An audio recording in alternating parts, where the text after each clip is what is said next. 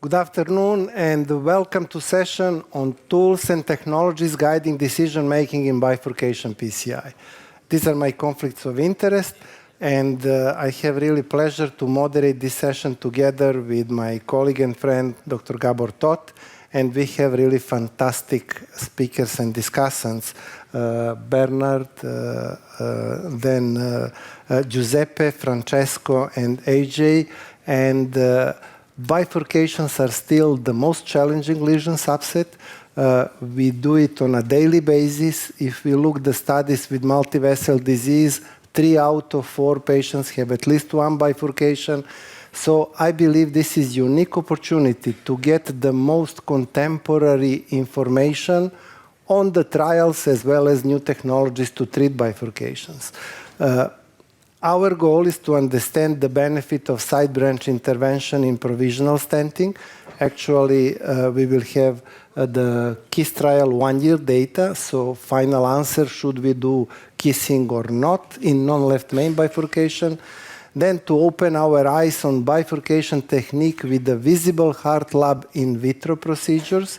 And finally, new technology and new way to use physiology, FFR-Angio, which really provides insights from routine angiograms during bifurcation PCI using a case example. Enjoy the session and feel free to ask absolutely anything you want to know. Please use the app and please also use the standing microphones. And the first question usually at every bifurcation session is, should I use DCB for the side branch? We still don't have answer for that one, maybe next year. But the second question is, should we routinely do kissing in provisional or not?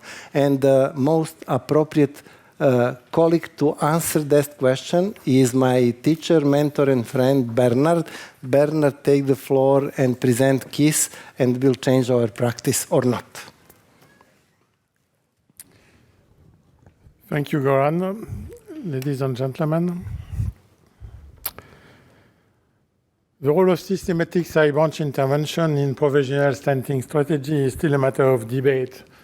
We can anticipate some acute benefit regarding the less risk of side branch occlusion or less risk of periprocedural myocardial injury, and maybe some long-term benefit regarding the relief of angina and less stenosis.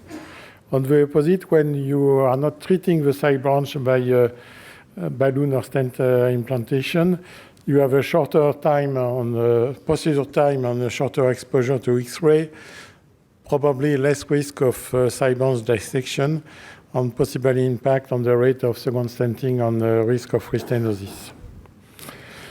This trial was executed by enrolling patients with any de novo non-left main bifurcation except 001 Medina type. Of course, we have to have a significant bifurcation which requires wire-based side branch protection. This side branch should be large enough to accommodate a coronary stent, at least a 225 mm stent. The procedure was done as follows. Main branch stenting was performed sizing this stent to distal reference diameter according to EBC recommendation with a systematic proximal optimization technique. When this step is completed, the patient, if the patient has no flow reduction, no sign of ongoing ischemia and no chest pain, the patient is randomized between no side branch intervention, meaning that the procedure is finished, or side branch intervention using kissing balloon technique or pod-side-pod sequence, and the choice between these two was left at the operator decision. The primary endpoint was the rate of periprocedural infarction or periprocedural significant injury using the ARC2 definition, which is based on the increase of troponin level more than 70 times isolated or more than 25 times with additional criteria related to chest pain, EKG change, or some changing in the imaging. We have several usual secondary procedural endpoints, and this presentation is mainly focused on secondary clinical endpoint, particularly the 1-year follow-up. For the primary endpoint, we have two types of analysis, one by intention to treat and one by protocol with a different data set. The study was sponsored by CERIC with a grant from Medtronic. The CRO was CERC. I was the PI of the trial. The CEC was chaired by Emanuele Barbato in association with Professor Mori and Dr. Louvar. The core lab was done at CERC. And 20 centers enrolled patients across 6 countries, and this is the opportunity to thank them again for their support to enroll these patients in a difficult time as we start this study in the fall of 2020, which is of course not the best time to do clinical trials. The two groups, no side branch intervention versus control group, were not so different in terms of baseline characteristic, clinical baseline characteristics. However, we have two differences regarding the rate of previous MI and previous PCI. But mainly it was chronic coronary disease with patients who have good ejection fraction and 27% of diabetes, and 2/3 of patients at baseline normal troponin. So procedure was done from radial access in most of the cases, which is not surprising for a European trial. Medina XX1 was a little bit different, we're more frequent in the control group. Mainly LED diagonal bifurcation was treated. No significant difference in terms of proximal or distal main branch diameter. The side branch was a little bit smaller in the control group in terms of reference diameter, but the side branch stenosis degree at baseline was similar between the two groups. Lesion length was short, as usual in this kind of all-comer bifurcations. In the no side branch intervention, they had a POT in 98% of cases and 99% in the control group. Kissing was done only in case of crossover in this no side branch intervention, so 2% rate of crossover, which is very low, 1.3 by kissing, 0.7 by side branch ballooning pot side pot. For the control group, 42 patients had kissing balloon inflation, and 56% of patients had pot side pot sequence. Not surprisingly, this control group has more second stent implantation with 4.5% versus 0.3%.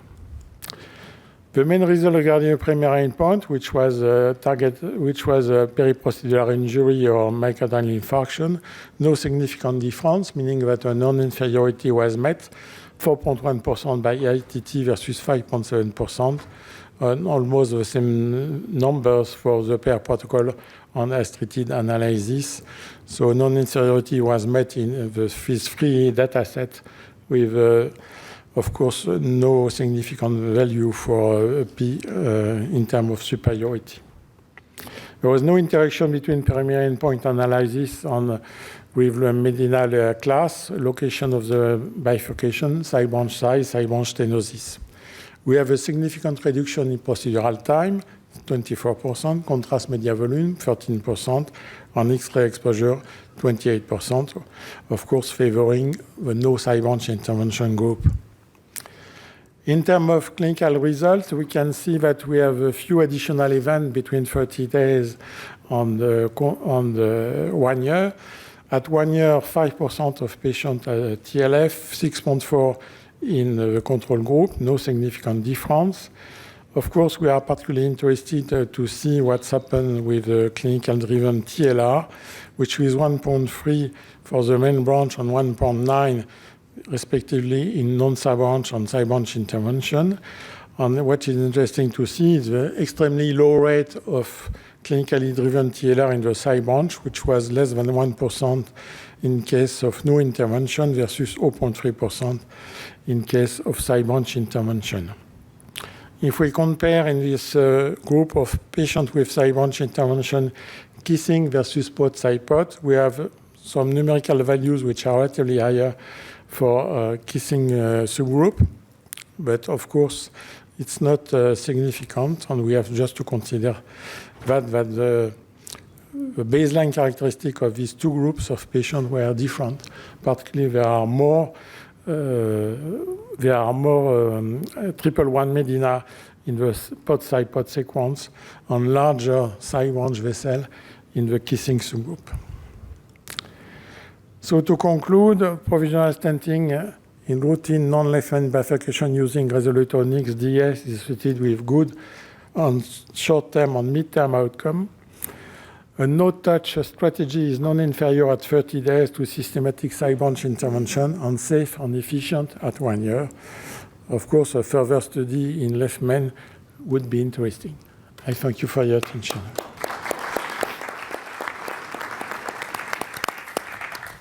Thank you very much. Great.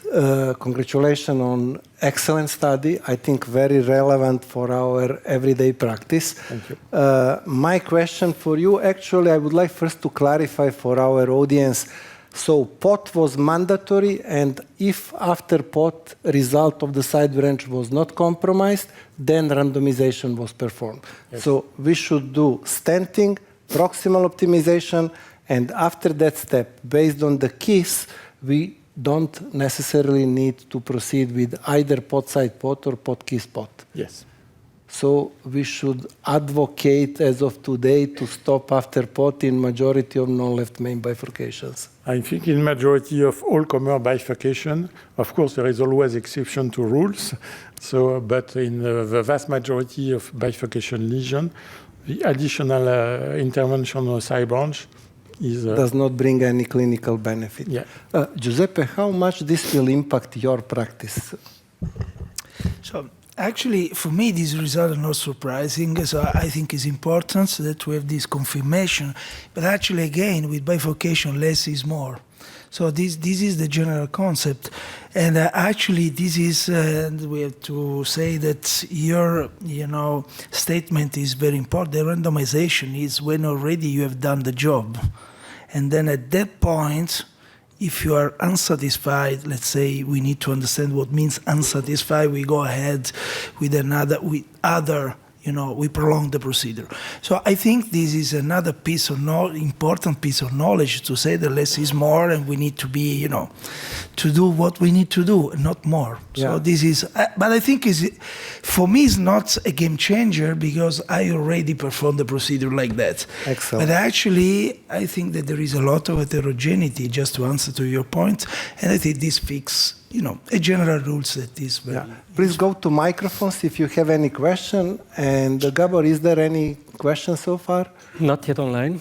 Not yet. AJ? Ajay. No, I had one comment. First of all, congratulations. And it's an honor to be here with everybody here on the panel. But it's amazing how bifurcation sessions are always packed at every conference. And there are people who are pretty dogmatic about their treatment. And they feel that, if I'm going to stent across a major branch, I need to kiss, or I need to do whatever. And so I think it's nice to have data like this showing that you don't. And the outcomes are good. There's if you look at the breakdown of when the events occur, it's not like you're paying a penalty later.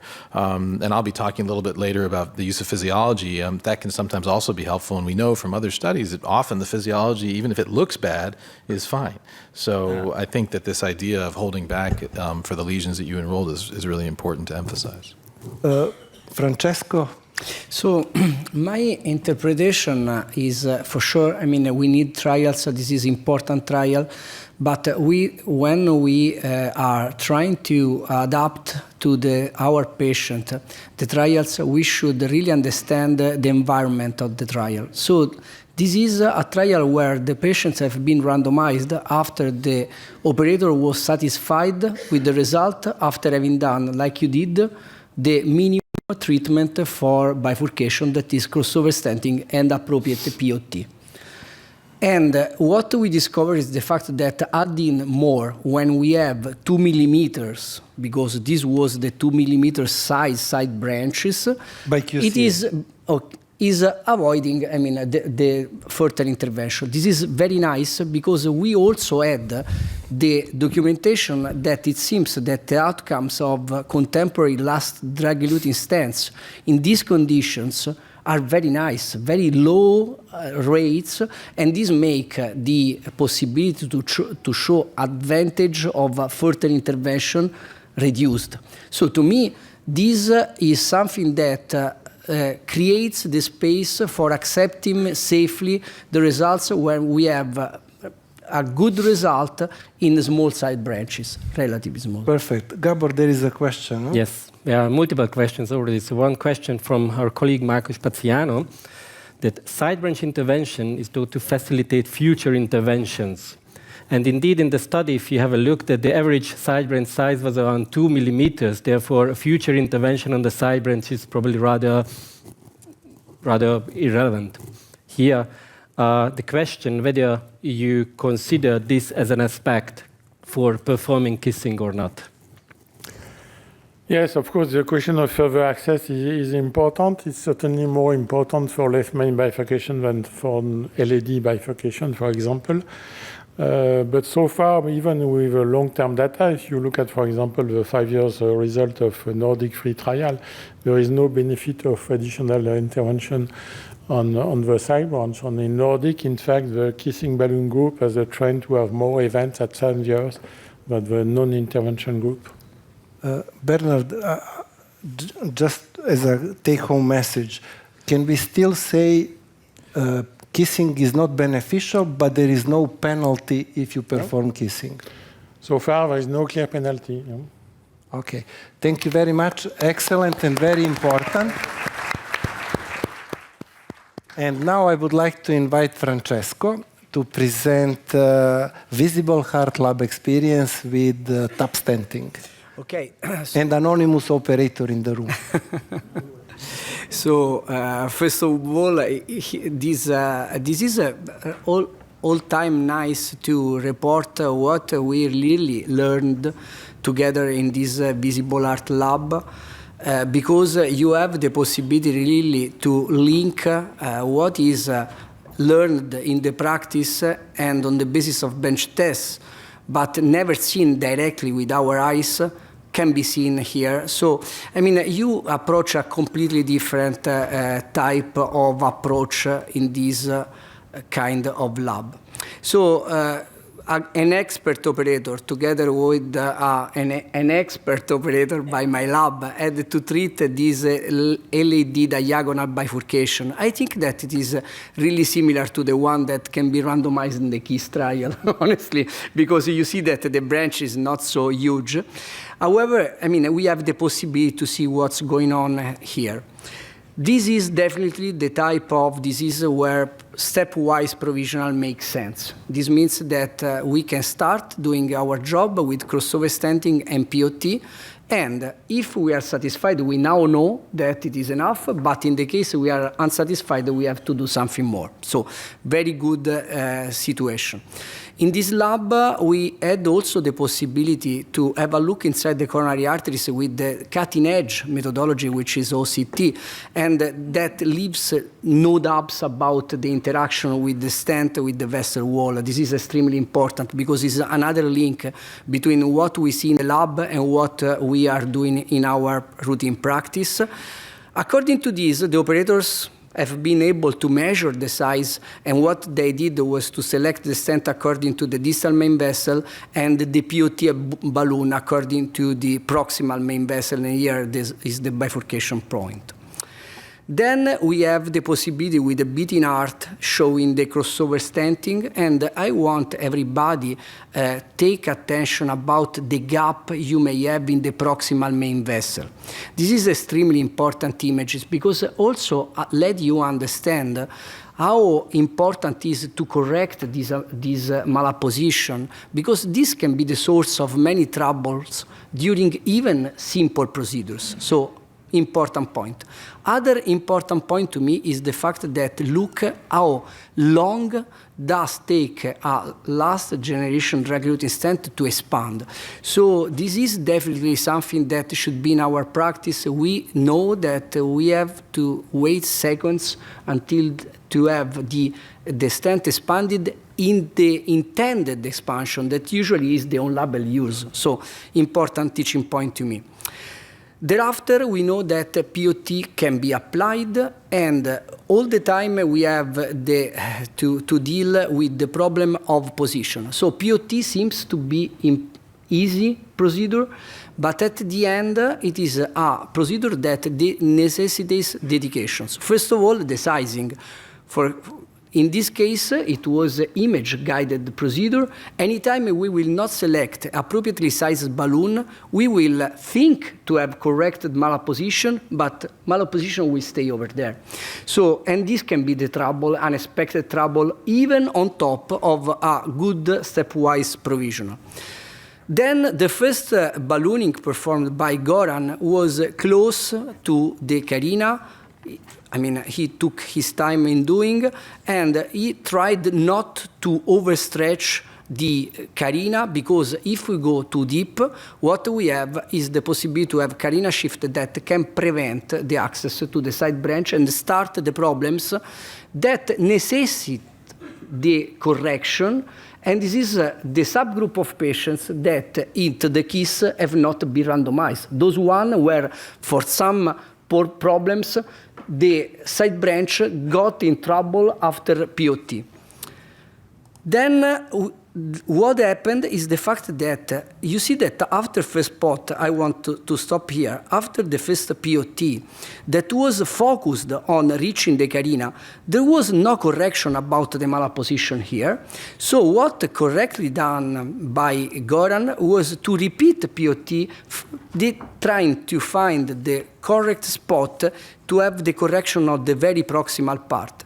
And here, again, is a matter of dedication and knowledge of materials, because you should know the relationship between your marker balloons and the shoulders of the balloon, and this is an important point. The other point is the fact that this maneuver, when you have some disease proximal, can be associated with damages.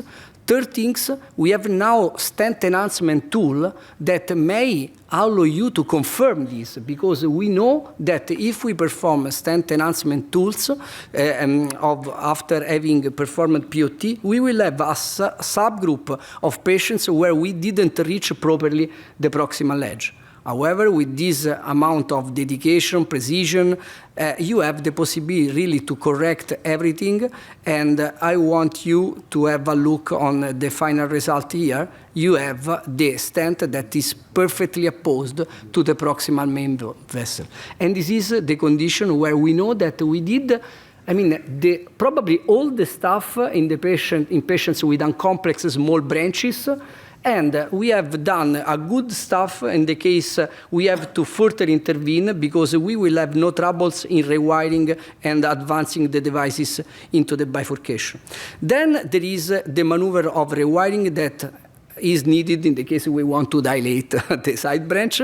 And the correct maneuver done by Goran was to go away from the side branch into the distality. Most of the time we will have the looped wire, and then the wire is turned from into the distal main vessel toward the side branch takeoff and gently retired.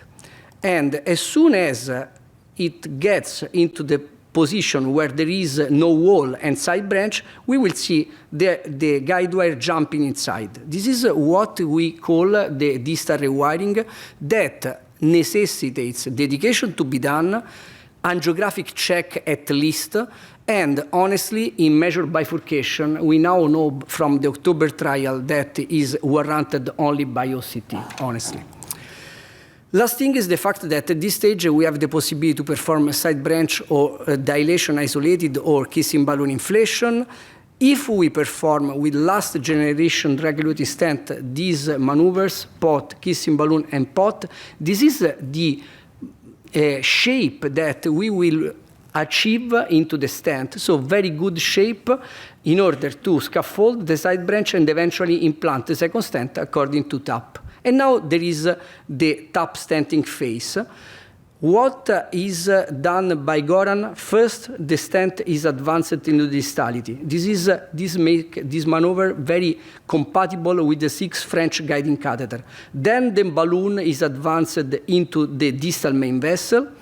Then there is the timing to be dedicated to the perfect alignment of the stent. Here you should know also the relationship between the stent and the marker that changes from a manufacturer to another. So, And this is the time where, again, stent magnification, the search for the correct angulation are extremely important. In the case we are running for TAP, are less important in the case we go for culotte. But for TAP, it is really important to take care about this maneuver. Then, when you are satisfied, you deliver your stent. Goran did it, and if even in an acute angled bifurcation like that, it is possible to achieve this minimal amount of neocarina, and this is probably what we should do if we are performing POT. So I think that this image is extremely important to us. It is impossible to see with our eyes, but this showed to me the fact that with angles like that, if you follow all these steps, you have the possibility to perform TAP with minimal protrusion inside. Then the kissing balloon inflation has been done because it is warranted with this technique, and this is time to check with imaging. This is what I present to you because it is what you need to check during your practice in the case you have doubts regarding the effectiveness of your double stenting technique. This is the cross-section into the distal main vessel. This is carina level, almost nothing in front of the side branch takeoff.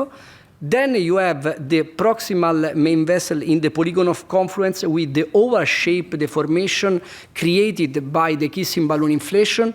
And you should accept this because to perform a POT in this area, re-POT, can be associated with distortion of the neocarina. So you should accept this.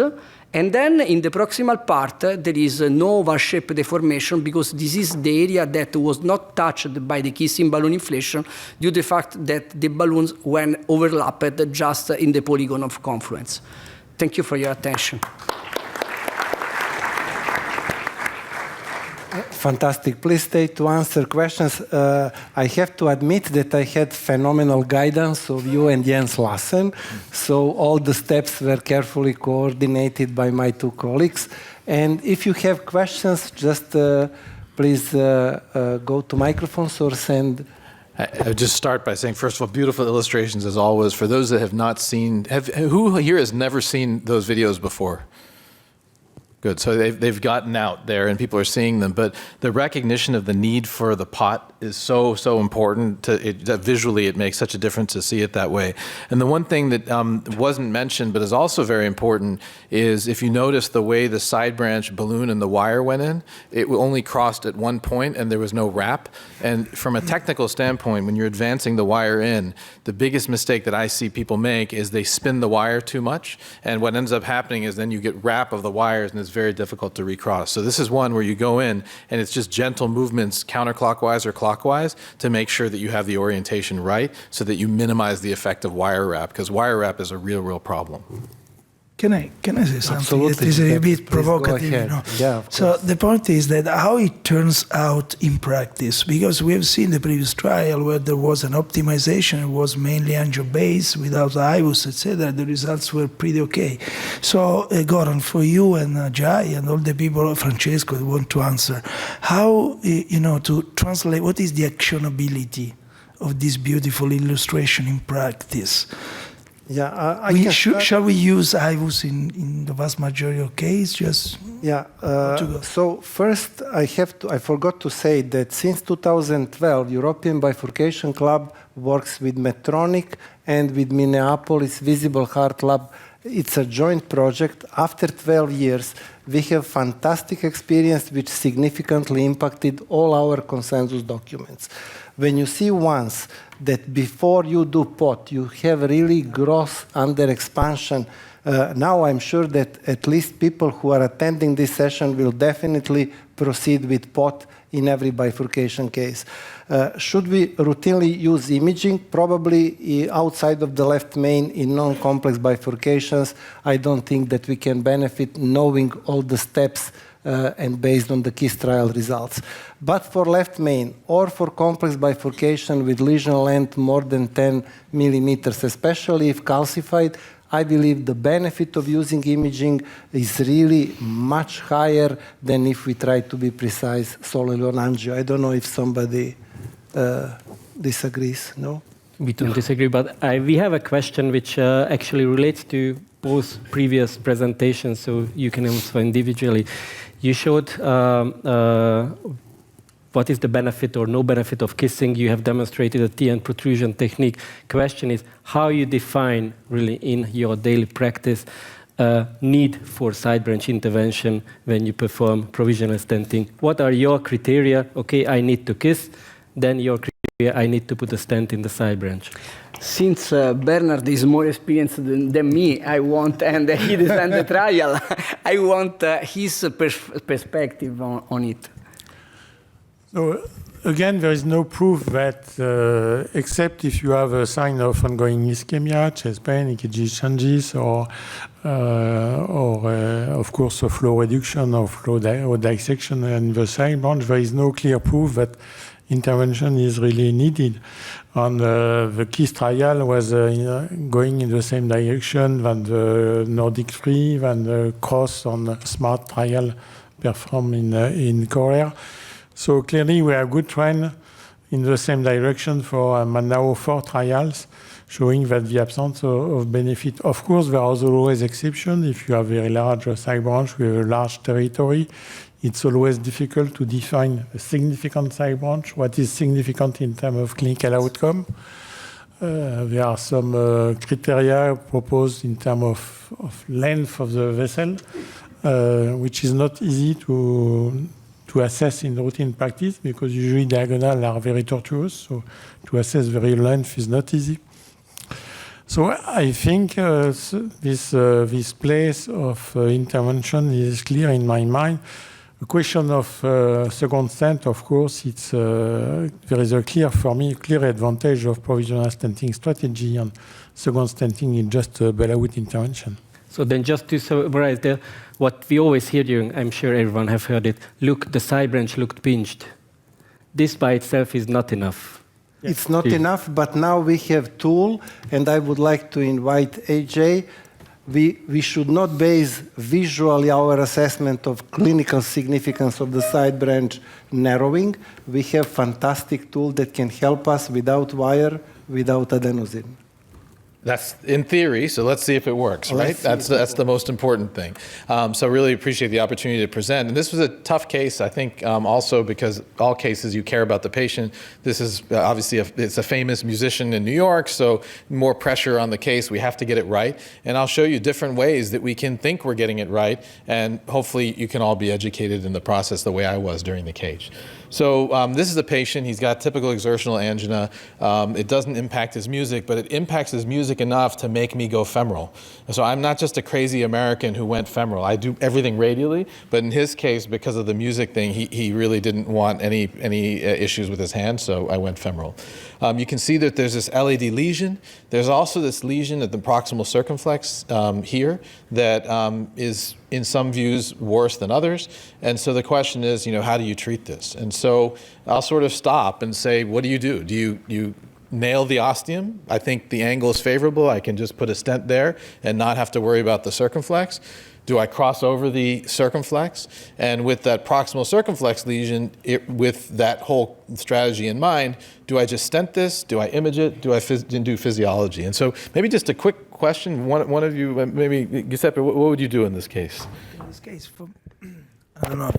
Okay, in this case, what I used to do is, for me, 001. So actually, I would go with probably protection of the circ, probably. I would say not to be provocative, and then I will go with a single stent towards left main and LAD. I was guided to optimize the proximal part. And anyone worried about that lesion at the bend in the proximal circumflex? Anyone? So, IVUS. Yes, you can do IVUS. So figure it out. Let's see what we're going to do. Well, why not do physiology? And so first, this is physiology of the LAD. And this is not with additional wires. This is just the CathWorks system, which basically, as long as you take 3 views, the tracings are done. Within 2 minutes, you'll get an answer. This is the LAD, and this is the circumflex, where basically it's just rotated, and you see that the physiology in the circumflex, the FFR is 0.92. And so that simplifies not only what you do with the bifurcation, but it also simplifies what you do with that other lesion in the proximal, because that's going to affect how you do things, because if you stent across it, you might have to deal with that later. For those that want additional information, we asked for IVUS, so we did IVUS as well, because we do that in left mains, and I IVUS 90% plus of my cases. And I'll start the run in the LAD here, where you basically, as you see this coming back, and this is important also for those of you who felt that you could just nail the ostium of the LAD. There's the plaque, here's the circumflex coming in. There's some plaque in the left main, but it's not a ton of plaque. So you don't know yet. You still could possibly try to nail it, but let's see. And I'll stop this here. This is the circumflex, and if you come back, you'll see the lesion, which actually looks pretty intermediate in the circumflex. And we were going to open the IVUS anyway for the left main. So that's the lesion right there, pretty intermediate. Coming back to the left main, there doesn't appear to be anything at the origin. There's a little plaque, but not much there. There's the LAD wire coming in. So very helpful, but complementary information. And the point of this presentation is not to say that you should do one thing or do something else. It's to show you how all these things can help. I certainly think the physiology was helpful in deciding the strategy, and this was also complementary. For those that are skeptical, and remember, the patient was a famous musician, I wanted to get it right. I did wire-based physiology as well, and it completely agrees with the angio-based FFR. So I think we can say we're going to try to do this with a provisional strategy or try to nail the ostium. So here's dilation of the LAD. This is what it looks like afterwards. I did IVUS just to see if it would be possible to put a stent just to the origin of the LAD. Here's the plaque. And what you see is axial plaque shift that's come back into the left main. So if you thought that you could just nail it and you didn't do this run, because you were just saying, that's what I'm going to do with the strategy, you would have then had an issue because there's plaque back in the left main. So for me, this step of imaging after the prep is a super important step. It's important in calcified lesions to make sure you have a fracture and that you can expand. And for lesions like this, it pretty clearly elucidates the fact that we need to stent across the circumflex in order to get a good result. So here's the stent placement. One of the things we want to talk about is sizing. The IVUS is helpful for the LAD sizing because you're sizing the stent to the distal vessel, not to the proximal, because if you size it to the proximal, you're going to perforate distally. You also need to have enough room to accommodate your pot balloon. So that's really important and also illustrated by the visible heart experiment. So here's the pot placed that way with the jailed wire which remains in the circumflex to sort of give us an angle. And then in this case, we opted to do kissing balloon inflation because it was the circumflex. We can talk and debate about whether we would want to do that or not. So now, what's the next step here? You see that the origin of the circumflex is pinched. You see that that proximal circumflex lesion didn't look any better. It looks the same as it did before. So do we do physiology? Do we do IVUS? Or do we just stent it? Any thoughts from our panel here? I took already the IVUS. So actually, I reused the IVUS to optimize the cost. Right. So the IVUS is already open. You can use it again. So I will use twice and 3 times. Vote from the audience. Who wants to do physiology? Yeah, I do. To see? So some people want to do all that. So you could open another piece of equipment, or you could potentially do it angiography guided. And so what I'll show you is what we did. So here's the IVUS first. Only one thing that seems to the results a spasm there. Yeah. So the distal LAD stent looks fine. The expansion is good. Remember, when you're doing IVUS-guided stent implantation, a very important point is you don't want to size it to this. You can never push the plaque and eradicate it, so you want to size it to the distal vessel. So the way you measure expansion is based upon an area beyond the stent. So this all looks fine. As we come back into the left main, there's the wire of the circ. The circ ostium looks pretty good. But that's not enough because you're coming at an angle and you're seeing it in a different view. So you really do need to, if you're going to use IVUS back from the circumflex. So you'll see the lesion again in the proximal circ, which looks about the same as it did before. Yeah. Now we're coming back to the left main. There's the stent strut, and now we're back in the left main. Yeah, I wouldn't do it. So let's measure this. It looked pretty good, but you measure the ostium of the circ, and it's 3.2 in the ostium of the circ. But no stent in the circ. So who wants to do more and stent it? Raise your hand. Anyone want to stent this? Who wants to balloon it more because it's 3.2 enough? Probably the balloon for me. Yeah. So what I did is I actually did physiology. because I had already done pot, I'd already done kissing balloons, and I wanted to see what was going on with the physiology. And so I didn't have to wire it.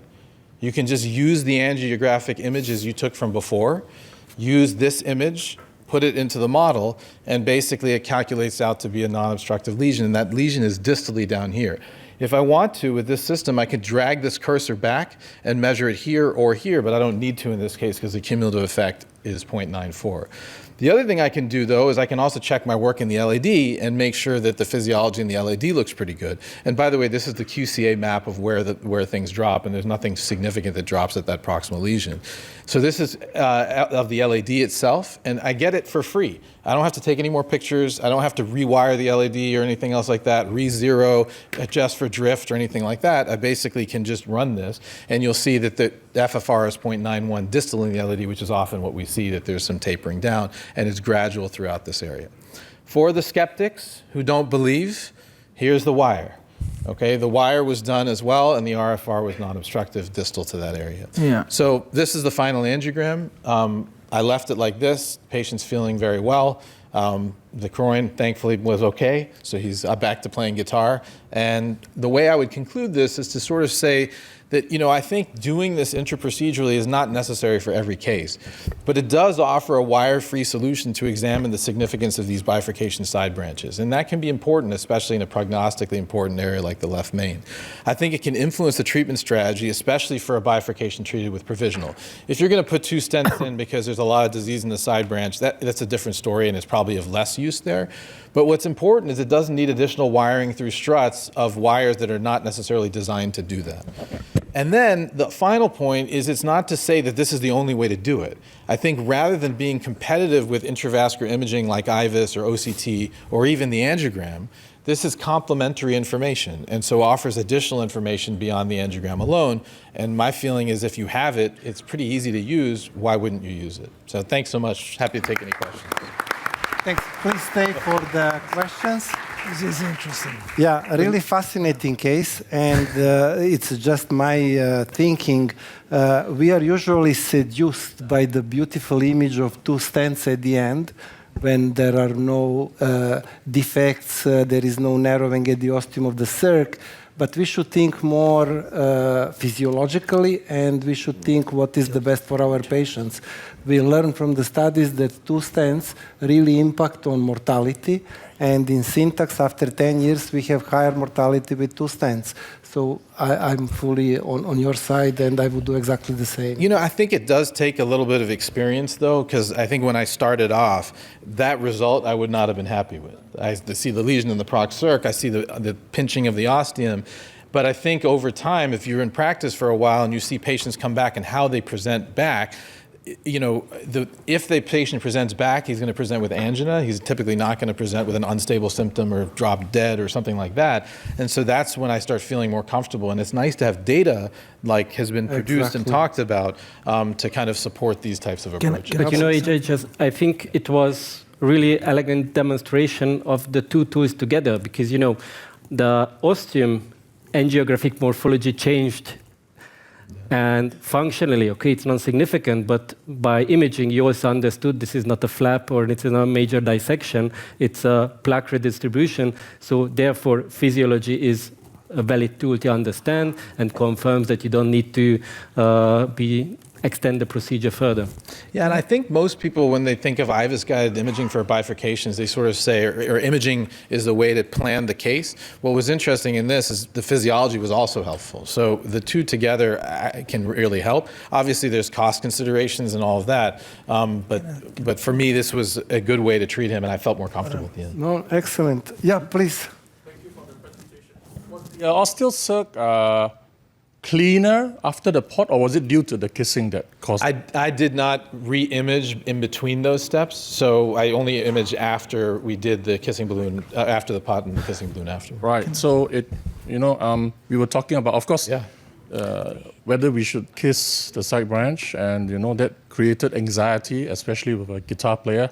So, yeah. Yeah, and for the access for the circ. So that's why I think Bernard's point of that strategy in left main would be useful to have that data. Can I say something also? Yeah, of course, Giuseppe. Very, very bright presentation as usual, Jai. I like that, but I like the most the fact that we can discuss and we can give a different view of the things. And the reason why I would like to ask this is to understand what is your thinking about a different second opinion on the case. That is, so actually we know by trial also that when we trust in the let's say interventional parts of the physiology is not very well settled.